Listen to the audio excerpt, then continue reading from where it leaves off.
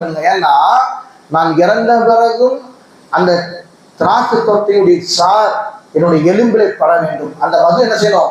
என் எலும்புல படணும். அதனால என்னை திராட்சை தோட்டத்துக்கு அடியில படுக்க வச்சு என்ன செய்யுங்க, அடக்கம் செய்யுங்க. என்னை கொண்டு போய் விவசாய நிலங்களிலே அடக்கம் செய்ய வேண்டாம். ஒரு விஷயத்தை பண்றாரு. அது சொல்றாரு, அகாப்பு இதாமா முத்த அல்ல அதுகா. ஏன்னா நம்ம இறந்துட்டானா ஒரு கட்டாந்தல்ல கூட என்ன அடக்கம் பண்ணீங்கன்னா அந்த மதுபானத்தை குடிக்காத நிலையிலேயே என்னுடைய படம் இருக்கும் அப்படின்னு நான் பயப்படுறேன். எனவே என்னுடைய திராட்சை தோட்டத்துக்கு அடியில் கூட நடக்க முடியுங்கிறாங்க. யாரு? அந்த கால ஜாகலியா மக்கள். அந்த அளவுக்கு குடிகாரங்க, இந்த மொடா குடின்னு சொல்றாங்க இல்லையா, அந்த அளவுக்கு குடிகாரங்களா இருந்தார்கள்.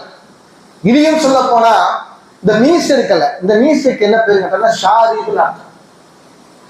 அரபியில, தமிழ்ல மீஸ்ங்கிறமா இல்லையா, இதுக்கு அரபியில என்ன கேட்டா ஷாரிப். அப்படின்னா என்ன அசல் ஷாரிப்னா என்ன அர்த்தம் அப்படின்னா குடிக்கக்கூடியவன் அர்த்தம். ஷரீபானா குடித்தால், ஷாரிப்னா குடிக்கக்கூடியவன் அர்த்தம்.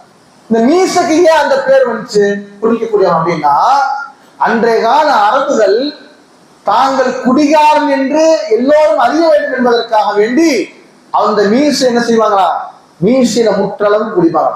அவனுக்கு தெரியும், நம்ம பார்த்தாலும் குடிச்சிருக்காங்க, நல்ல ஆள் தான், திறமையான ஆள் தான் என்று மற்றவர்கள் பாராட்ட வேண்டும் என்பதற்காக வேண்டி இதுக்கு பேர் என்னது? ஷாரி, குடிக்கக்கூடியவன் அர்த்தம். இன்னைக்கு மீசை நம்ம தமிழகம் பண்றோம். அந்த அளவுக்கு குடியாரர்கள் தான் இறக்குகிற பொழுது அவர்கள் தன்னுடைய மனைவிக்கு